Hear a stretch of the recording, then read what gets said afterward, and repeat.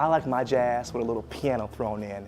And thanks to George Gershwin's nephew's donation, the University of Michigan has just added an historical piano to their collection at the School of Music, Theater, and Dance. The 1933 Model A Steinway piano was recently presented at a special concert. Let's check out the story.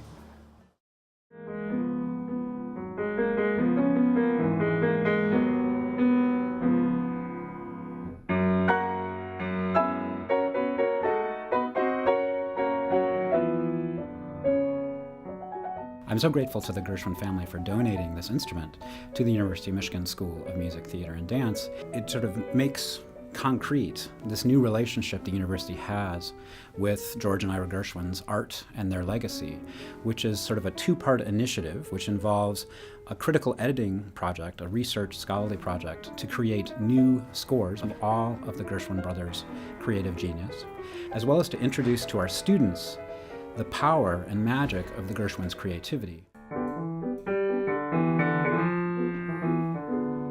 It's such an honor to have this opportunity to be able to play on George Gershwin's piano, the actual George Gershwin's piano. George Gershwin is an icon as far as American music is concerned, even world music.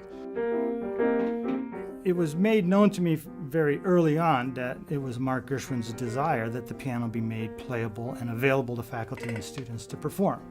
So that's when we got into this question of how do we restore this instrument.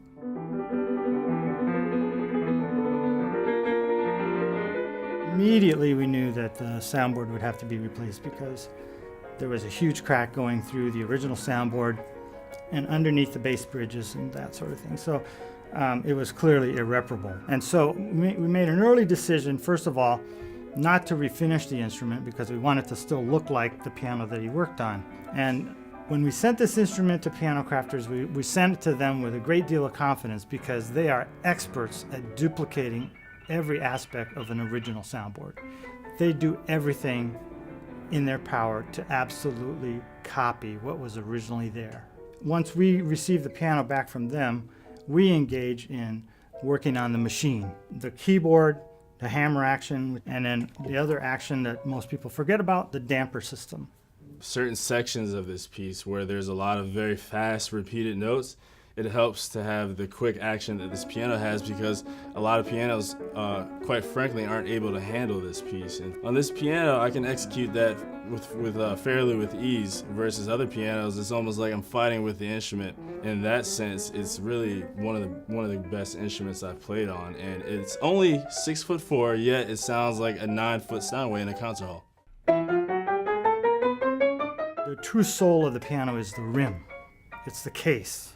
And the soundboard just represents the heart of the piano. Even with a brand new board, those pianos still sound like the era from which they came.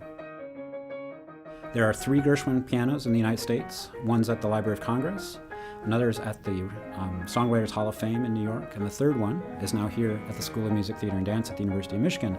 But this will be the only instrument that's really going to be an active concert instrument, and our students will be playing on these instruments as part of recitals, as part of hopefully recording projects that we'll develop in conjunction with the Gershwin Initiative. It's George Gershwin's piano. It has the same sound, if not better than when it was brand new. It still sounds like a 1933 Steinway Long A, and it still sounds like the piano I believe George Gershwin would have fallen in love with. So.